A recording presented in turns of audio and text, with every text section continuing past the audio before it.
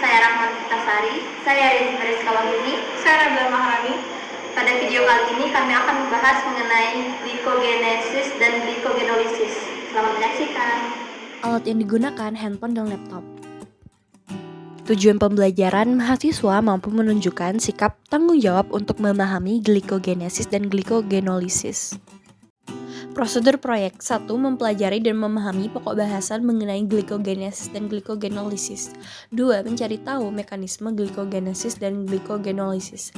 3. Menjelaskan mengenai mekanisme glikogenesis dan glikogenolisis. 4. Perekaman video dimulai dari pembukaan, penjelasan materi hingga penutup. 5. Pengeditan video hingga selesai. Materi singkat, glikogenesis. Glikogenesis adalah proses pembentukan glikogen dari glukosa atau gula darah atau perubahan glukosa 6-fosfat menjadi glukosa 1-fosfat yang diubah oleh glukosa uridin difosfat kemudian akhirnya akan diubah menjadi glikogen. Glikogenolisis adalah proses glikogen dipecah menjadi glukosa untuk menyediakan energi segera dan untuk mempertahankan kadar glukosa darah. Penjelasan materi. 1. Fungsi glikogenesis dan glikogenolisis. Proses glikogenesis berfungsi untuk membentuk glikogen dari glukosa supaya molekul-molekul ini dapat disimpan dan digunakan di lain waktu ketika tubuh tidak memiliki glukosa yang tersedia.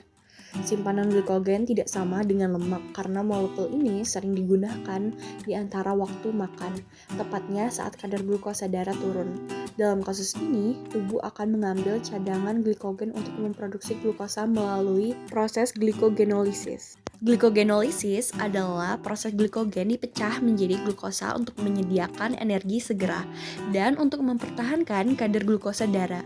Glikogenolisis terjadi terutama di hati dan dirangsang oleh hormon glukagon dan epinefrin atau adrenalin. Ketika kadar glukosa darah turun seperti saat puasa, terjadi peningkatan sekresi glukagon dari pankreas. 2.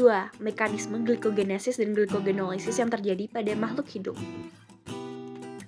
Mekanisme glikogenesis yaitu proses glikogenesis dimulai saat sel memiliki kelebihan glukosa. Sintesis glikogen terjadi setelah makan. Ketika kadar glukosa darah tinggi, sintesis glikogen dari glukosa 6-fosfat melibatkan rangkaian reaksi seperti berikut. 1. Sintesis glukosa 1-fosfat. Glukosa 6-fosfat diubah secara reversibel menjadi glukosa 1-fosfat oleh fosfoglukomutase, suatu enzim yang mengandung gugus fosforil yang terikat pada residu serin reaktif. 2. Sintesis UDP glukosa. Pembentukan ikatan glikosidik adalah proses endergonik. Glukosa uridin difosfat atau UDP glukosa lebih reaktif daripada glukosa dan ditahan lebih aman di tempat aktif enzim yang mengkatalisis reaksi transfer. 3. Sintesis glikogen dari UDP glukosa membutuhkan 2 enzim, yaitu glikogen sintase yang mengkatalisis transfer gugus glukosil dari UDP glukosa ke ujung glikogen yang tidak mereduksi, dan amilos 1,4 menjadi 1,6 glukosil transferase atau enzim percabangan yang menciptakan ikatan 1,6 untuk cabang-cabang dalam molekul. Mekanisme glikogenolisis. 1. Penghapusan glukosa non-reduksi dari ujung glikogen. Glikogen fosforilase menggunakan fosfat anorganik atau PI untuk memotong ikatan alfa 1,4 pada cabang luar glikogen untuk menghasilkan glukosa 1-fosfat. 2. Hidrolisis ikatan glikosidik alfa 1,6 pada titik cabang glikogen. Amilo alfa 1,6 glukosidase juga disebut enzim pemutus cabang, memulai penghilangan 1,6 titik cabang dengan mentransfer 3 terluar dari 4 residu glukosa yang melekat pada titik cabang ke ujung non-reduksi terdekat. Kemudian, pemutusan residu glukosa tunggal untuk melekat pada setiap titik cabang. Produk dari reaksi terakhir ini adalah glukosa bebas. 3. Kelainan dalam mekanisme glikogenesis dan glikogenolisis. Yang terjadi pada makhluk hidup jika ada kelainan dalam mekanisme glikogenesis dan glikogenolisis, yaitu terjadi penyakit penyimpangan glikogen atau PPG, yang mana dapat diwariskan secara genetik yang ditandai dengan ketidakmampuan tubuh memetabolisme cadangan glikogen menjadi glukosa. Saat terjadi penurunan gula darah dalam tubuh, sedangkan tubuh membutuhkan energi untuk aktivitas, maka tubuh akan mencari glukosa melalui jalur lain. bukan jalur pemecahan glikogen, yaitu disebut dengan jalur gluconeogenesis. Proses gluconeogenesis ini akan menyebabkan peningkatan kadar kolesterol darah, trigliserida, dan asam urat.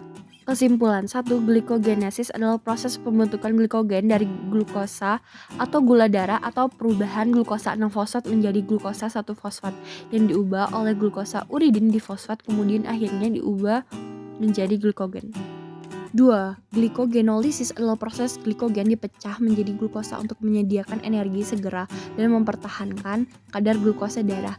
3. Mekanisme glikogenesis meliputi sintesis glikogen dari glukosa 6-fosfat melibatkan rangkaian reaksi berikut, yaitu sintesis glukosa 1-fosfat, lalu sintesis UDP glukosa, dan sintesis glikogen dari UDP glukosa. 4. Mekanisme glikogenolisis yaitu degradasi glikogen memerlukan dua reaksi, yaitu penghapusan glukosa non-reduksi dari ujung glikogen dan hidrolisis ikatan glikosidik alfa 1,6 pada titik cabang glikogen.